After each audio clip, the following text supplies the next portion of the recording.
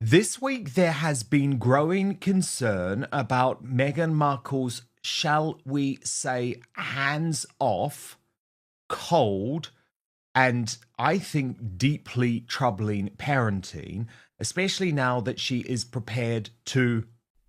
Dan Wootton unleashes a scathing takedown of Meghan Markle's parenting, claiming Prince Archie is being used as a PR pawn. From staged birthday photos to hidden royal moments, is Meghan putting image above motherhood? In this video, we break down Wootton's fiery accusations and examine the truth behind the headlines. Comment below. Should royal children be kept private, or is this strategic exposure? Subscribe for the real story behind the royal circus. Commercialize the poor souls who we are told are Prince Archie and Princess Lilibet. This picture in particular of Archie gripping Meghan's legs has caused some consternation, let alone the fact that, of course, she is sharing these pictures specifically to try and sell product on a platform that she has previously specifically campaigned against because she claims that she believes in children's safety. P. Diner, royal YouTube sensation, is with me now. What do you make of the growing concerns, not only over these photos, P. Diner, which, let's be honest, do look quite dodgy. They do look photoshopped. Archie's leg in the same position that it was in the previous picture. But even if we say that this is a genuine photograph, P. Diner, isn't it concerning? Yeah, that just looked so cringe to me. When I saw that, I was like, ugh, what in the world? Why would you post that? I mean, it just is like you don't have any good judgment at all. Like it just looks completely inappropriate. Archie, like you said, does seem to be in the same position as another photo. His hair looks, the color of his hair looks photoshopped. It to me, Meghan is just playing games. You know, that whole photo of her with Archie even running towards her looks Photoshop. It doesn't look okay to do that to me personally. It's to me completely inappropriate. Dan Wootton has never held back when it comes to Meghan Markle, but his latest remarks go even further. He's now accusing Meghan of poor parenting and using Prince Archie as a PR tool, suggesting that behind the curated family images is a carefully crafted media strategy. Meghan, it's not about you all the time. You need to understand that you have put your child in a position, or this kid, whoever this kid is, to in a position that looks like you don't do that.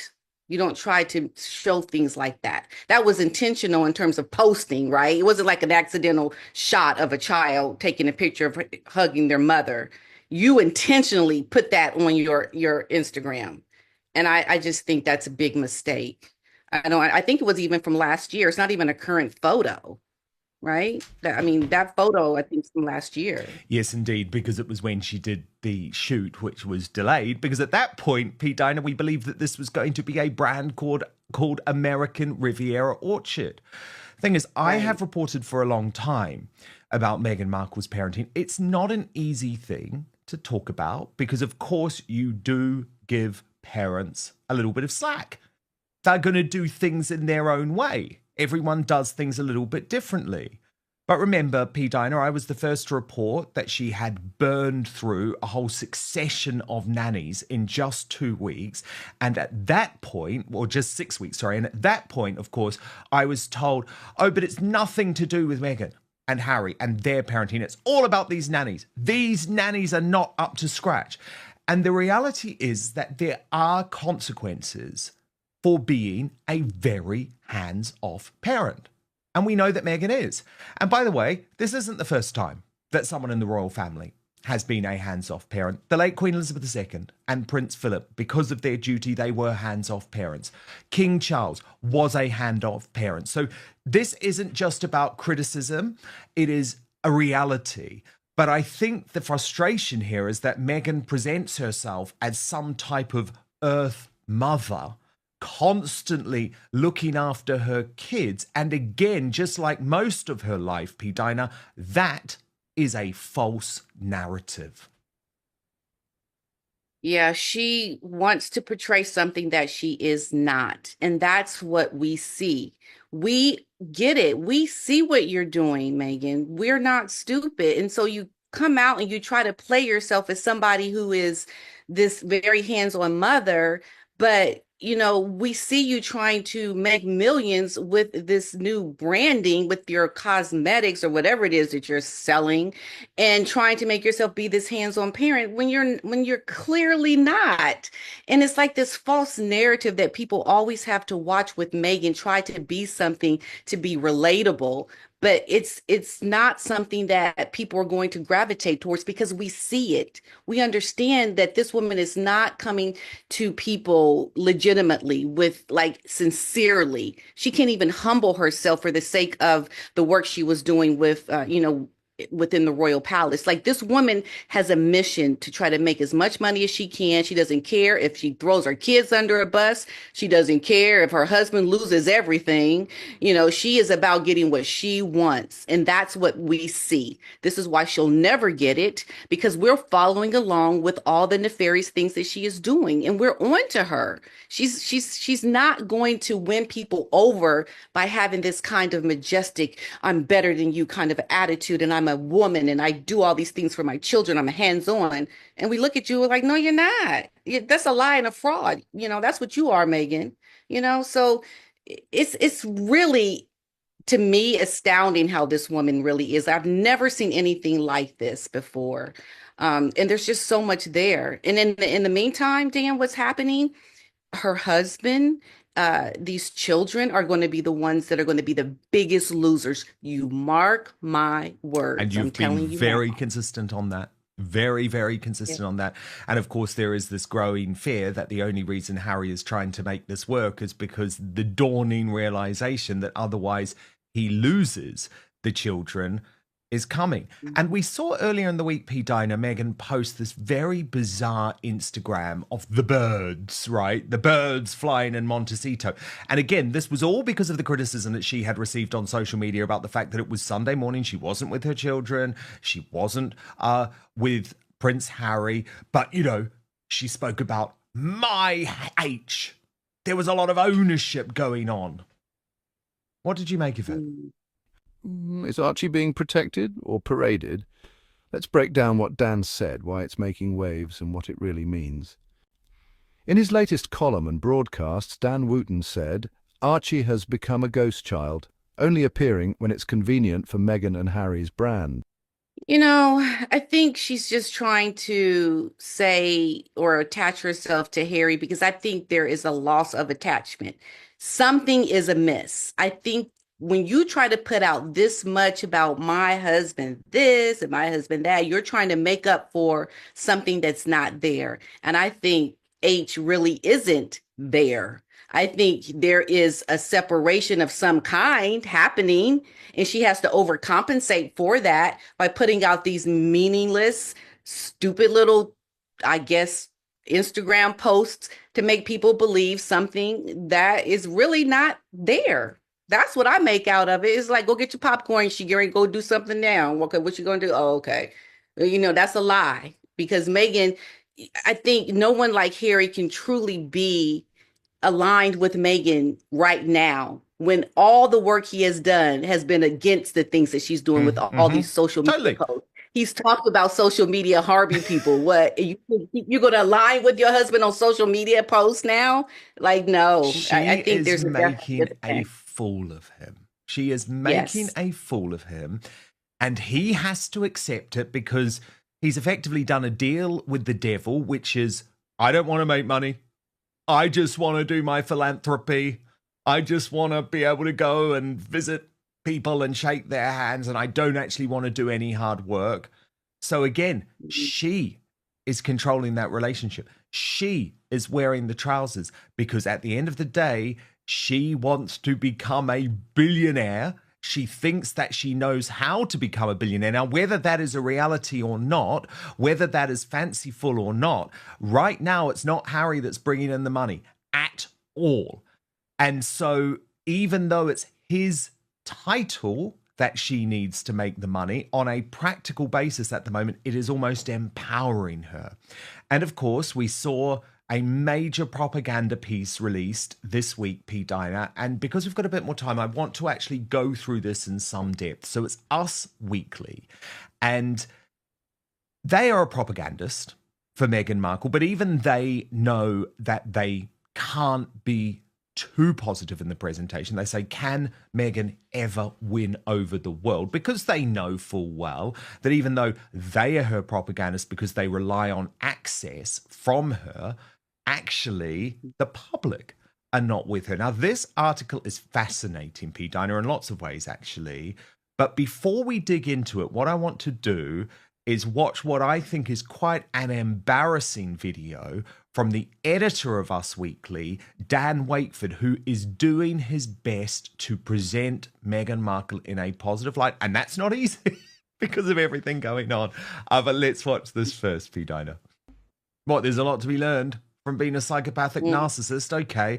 But I mean, P. Dinah, the whole premise of this Us Weekly article, this Us Weekly cover, is completely wrong because the world did give Meghan Markle a chance. In fact, the world gave Meghan Markle a chance time and time and time again, especially Americans and especially in the US media. It was her behavior over many, many years that became undeniable. So I would argue the whole premise of this article is so sort of almost like gaslighty. He slammed the Sussexes for only showing Archie during carefully orchestrated PR moments, like his birthday or Netflix projects. Wootton added that this isn't about privacy, it's about control and manipulation. He went on to say, that's not protection, that's exploitation dressed up as parenting. Yeah, I mean, yeah, we have given her a chance. She was doing something that is not very common for people to be able to do. She married into the royal family. And I think what she did with that opportunity set the tone for why this article has been written. I think this article does not really look at how egregious what she has done to the royal family has been to a lot of people because I myself am very much a royalist now, but think about the people that live that in the UK that the queen of their country and all that the attachment people have to that. And then when someone like Meghan comes in, she completely, destroys the whole concept of what that is supposed to mean. And Harry had a job to do. He was supposed to be there to support his brother as the king when he is to become the king. And now Meghan has torn away something that has been planned since before I think his birth with Diana. And so this is how deep-seated and how so attached people are to what Meghan has actually done. And that's what I think Hollywood people don't understand. You have to go back to what Harry's purpose was supposed to be. And Meghan has ripped that purpose away from what the intentions were for the monarchy, for Princess Diana, Princess of Wales. And people feel that is not okay. That is not, we cannot forgive you for what you have done, Meghan. And then when you top that with your arrogance, your complete drive for billions on top of what you have done to our family, our people, our prince, we cannot forgive that. And I think that's how deep it goes, Dan. And people in Hollywood don't get it. They don't understand. I don't think they even want to understand it. You mentioned it briefly in this piece, right? But really look at what Meghan was supposed to do when she married into the monarchy, what the interviews she had, the engagement interview, what the plans were, and how she stepped over on the people, what she's done to the members of the family and how she has behaved. It is that kind of behavior that has made people feel so strongly about Meghan. And people are not looking at that aspect of it. That's why they don't get it. They'll never get it. This is why he'll always ask that question about, why people are so critical. Well, go back to the queen, the late queen, Diana.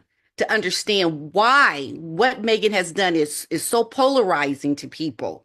Because it's only then will you truly understand what this woman has done. Because I bet you, like I said before, if Meghan came into your family doing this to your grandmama and your son, would you forgive her, Dr. Shola? Would you forgive her if she did No, this to your no, late father? no, No, no, you no. would not.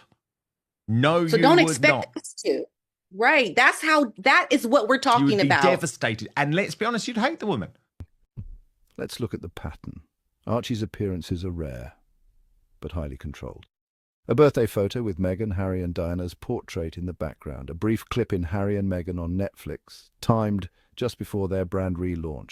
You would hate You the woman for would? tearing your family apart. And I found it fascinating, P. Dinah, that just this week, Graydon Carter, who knew Princess Diana, I mean, we just saw Princess Diana in that LBD. Remember that famous night when Prince Charles, as he was then, admitted adultery, and Princess Diana went to see Graydon Carter at this event wearing the dress that stole all of the attention from the interview where Right. Charles admitted that he had cheated on her with now Queen Camilla. And Graydon Carter, who knew Diana very well, not only said that Meghan Markle was detached from reality, but said Diana would be absolutely mortified, devastated by the way that Meghan Markle had ended that relationship between Prince William and Prince Harry. Oh, Absolutely, because this is something that goes very deep into the history, the everything about Diana, the planning around the children, and then finally he no, comes into the wasn't. grown man and look at what you do. It's really bad, and that's what people need to understand. And I'm glad he spoke out about that because I think that really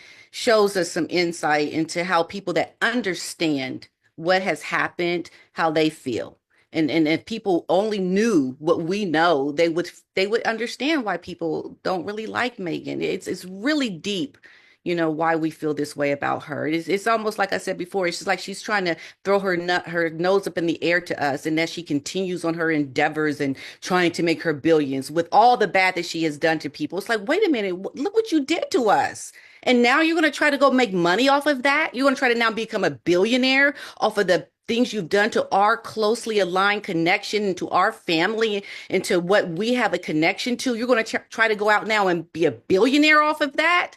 I mean, no, we're not going to allow you to go do that. We're all for women empowerment and all that stuff. But girl, you got some atoning to do. You've done a few things that you need to show some humility towards. And that's what she's not doing.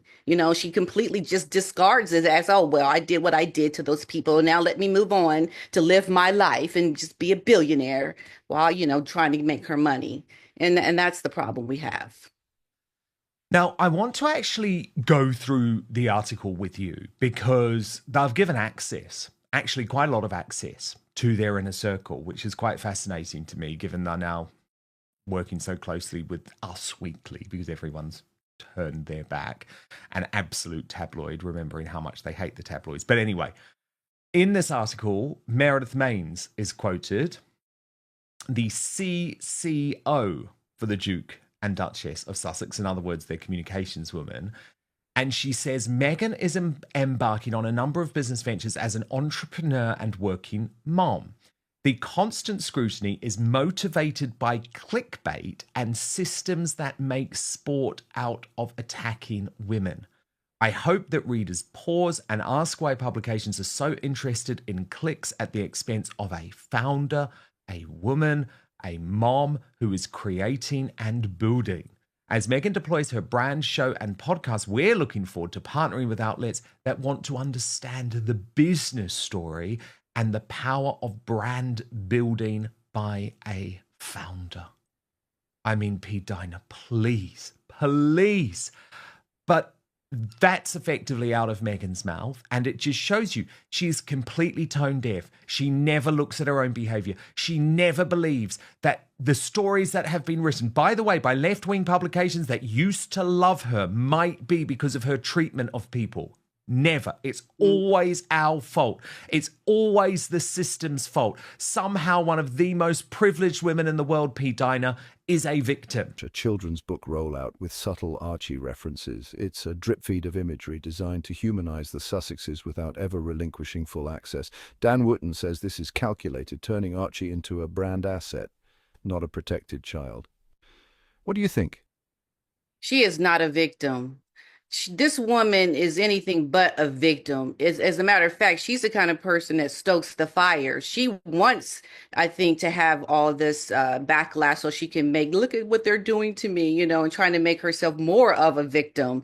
But this woman has had every opportunity. And at some point, you have to atone for what you have done. You have got to be a better person and be kind and treat people. I mean, people seem to forget the allegations around the bullying that came out of not only in America, but over in the UK as well. Like, this woman has done harmful things to women. And now you're going to try to go and talk about women empowerment and talk about business and women. And, no, you need to talk about, what you have done and why it's not okay to treat people the way you have treated them. I just can't think that people would ever just overlook all the things that Meghan has done and try to look at her trying to do this podcast and this business now and like, oh, okay, go do you, girl. It's like, no, you've left some damage. You've done some things that people can't forgive you for because you're just making it worse by your attitude. So I just think people like this lady speaking like this. I mean, you had to pick Meghan. You got to go pick somebody who, we don't know that much about in terms of, the things that they may have done. We know way too much about Meghan because it's so public what she's done. And that's what makes it even worse. She's publicly done these things for the whole world to see. And she doesn't even try to hide it. I mean, she couldn't even stay in the royal family, for goodness sake, to try to let the royal family and their work rub off on her a little bit. She's just so abrasive about what she does. And it's like she shows up to try to say, okay, look at this. It's like, we can't look at this because of this. You've left marks. You've left dead bodies on the street, woman. Something is wrong. And we can't forget it because also these were the final days on earth for the late Queen Elizabeth II.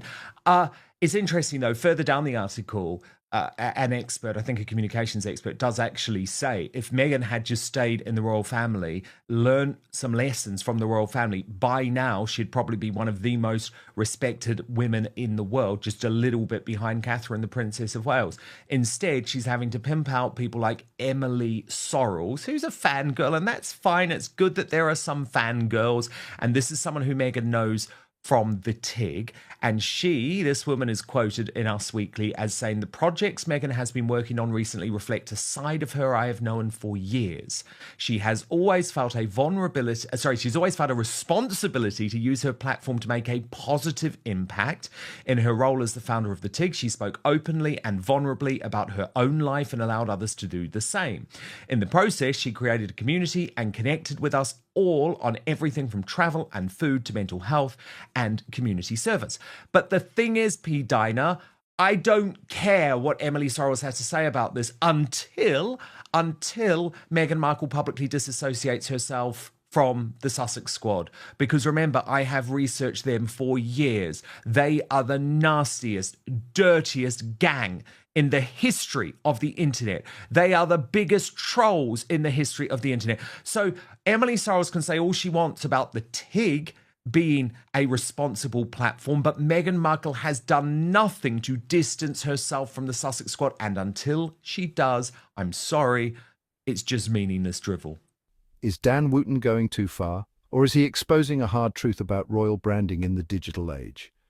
Drop your thoughts in the comments below. Smash that like button if you're tired of media spin. Subscribe for more raw, real takes on the royals and the drama that never ends. Stay tuned and stay sharp.